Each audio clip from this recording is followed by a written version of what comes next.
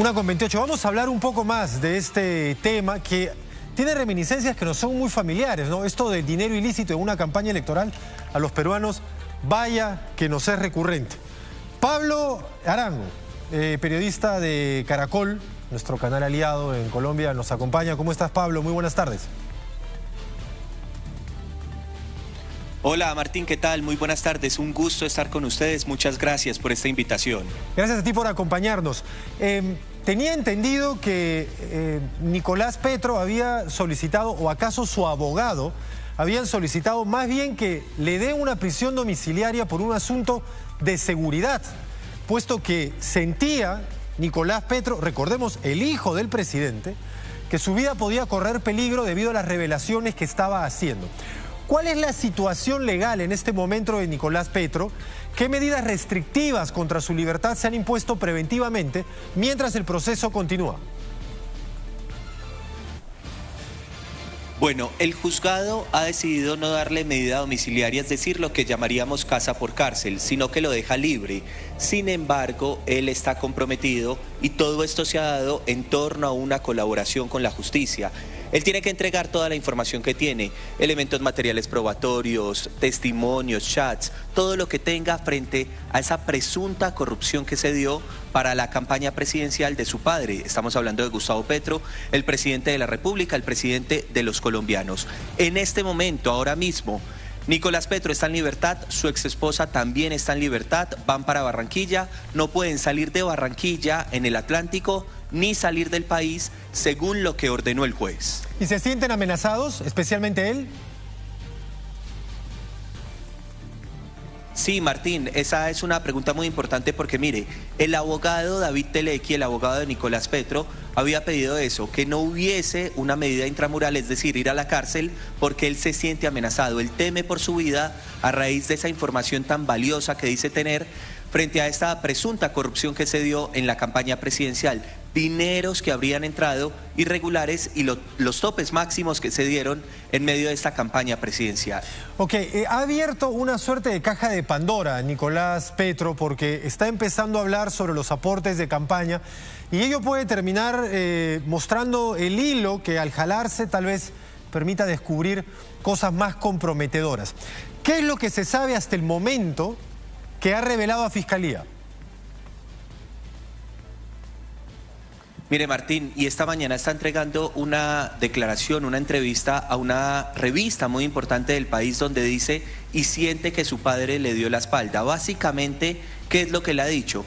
Que entró dinero a la campaña presidencial de dos hombres muy cuestionados en Colombia, el hombre Malboro y el turco Ilzaca. Dice él que entraron estos dineros, pero asegura Nicolás Petro que su papá Gustavo Petro ni el gerente de la campaña lo sabían. Ahora, hay otra persona también cuestionada que presuntamente dio estos dineros y al parecer no se sabe si Gustavo Petro, el presidente de los colombianos, sabía de la procedencia de esos dineros. Dicen que con la información que tiene en este momento, Nicolás Petro, el hijo del presidente Gustavo Petro, podrían venir incluso nuevas capturas en Colombia, abrir nuevas líneas de investigación, mejor dicho, salpicar a muchas personas en el Atlántico, en Barranquilla, incluso aquí en la ciudad de Bogotá. Tocas un tema importante y es al final la pregunta que todos están haciendo allá. ¿Qué tanto sabía Gustavo Petro, el candidato, del origen de los aportes que recibía su campaña? Y en ese sentido, aquí en Perú desde el año 2019 los aportes ilícitos a una campaña ya son delito. Antes eran faltas administrativas, ahora es un delito penalizado con cárcel, un delito penal. Y el candidato puede también responder penalmente ante estos aportes. ¿Es así en Colombia? ¿Eventualmente Gustavo Petro es responsable de los aportes a su campaña? Es tal cual en Colombia, no era un delito, se convirtió en un tema penal, actualmente lo es, los topes presidenciales o los topes de las campañas, pero por otro lado, esa es la gran pregunta que se hacen los colombianos aquí precisamente en nuestro territorio. ¿Sabía o no sabía Gustavo Petro de estos dineros que que incluso son ilícitos en algunos casos, pues básicamente es lo que tiene que resolver la justicia y es básicamente lo que va a contar Nicolás Petro, si sabía o no su padre. Además, hay que decir que esta mañana está trinando el presidente Gustavo Petro, diciendo que le duele profundamente esta situación, se ha defendido de todas las formas posibles, dice que él no tenía conocimiento de esos dineros, pero por supuesto es una investigación que avanza en la Fiscalía. Sin embargo, a pesar que señala que no tenía conocimiento de estos dineros, ¿ha respondido a la pregunta de ¿y de dónde el enriquecimiento evidente de su hijo? Dado que durante el último año su hijo compró un par de propiedades y un vehículo de alta gama, cuando su sueldo, ¿no?, el que cobraba como diputado, no justificaba una evidencia de riqueza de esa magnitud. ¿El presidente Gustavo Petro se ha referido a ello? Y específicamente...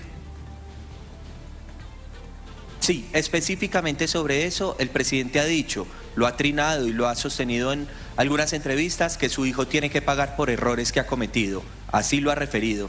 Hay dos personajes, los voy a repetir, que es el hombre Malboro y el turco Ilzaca, porque dice Nicolás Petro que Gustavo Petro, su padre, y también el gerente de la campaña no tenían conocimiento del ingreso de esos dineros. Pero hay otro personaje, se llama Euclides. Ahí tienen que determinar si Gustavo Petro, el presidente de la República de Colombia, tenía o no conocimiento de esos dineros que entregaron, de esos dineros que ingresaron. Ahí es donde está el meollo del asunto y donde tiene que resolver la justicia si sabía o no sabía. Frente al tema del enriquecimiento ilícito, presuntamente que se dio para Nicolás Petro, sí. Gustavo Petro, presidente de la República, dice que su hijo tiene que pagar por los errores cometidos. Tú incides, y es verdad, en la investigación que la justicia viene desarrollando, pero entiendo yo, y corrígeme si me equivoco, que como presidente de la República, Gustavo Petro debe tener algún blindaje legal hasta que termine su mandato. Sin embargo, no necesariamente un blindaje político. ¿Cuáles pueden ser las consecuencias políticas de esta investigación? ¿Puede haber una acusación constitucional contra él en la Cámara de Diputados o Senadores? ¿Y podría eventualmente eso llegar a una vacancia presidencial?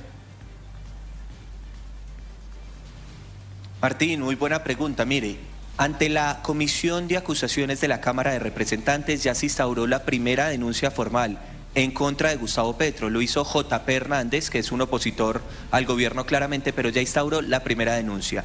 Básicamente, él por supuesto que tiene un fuero especial, es juzgado por la Comisión de Acusaciones de la Cámara de Representantes, que en este caso están reacusados porque básicamente todos ellos son justamente del pacto histórico que es el partido que hace parte el presidente de la República. Pero por otro lado, mucha atención a esto, hay que decir que el presidente de la República adelanta reformas muy importantes en el país, la reforma a la salud, la reforma agraria, y todo esto podría afectarse a raíz de esto que se está dando, que es la investigación que se adelanta para su hijo. Él es un hombre muy ambicioso, hablo del presidente Gustavo Petro, pero todo esto podría írsele al traste a raíz de esta investigación. Pablo, te agradecemos mucho por este reporte tan completo desde Colombia. No, gracias a ustedes, un abrazo muy grande a todos.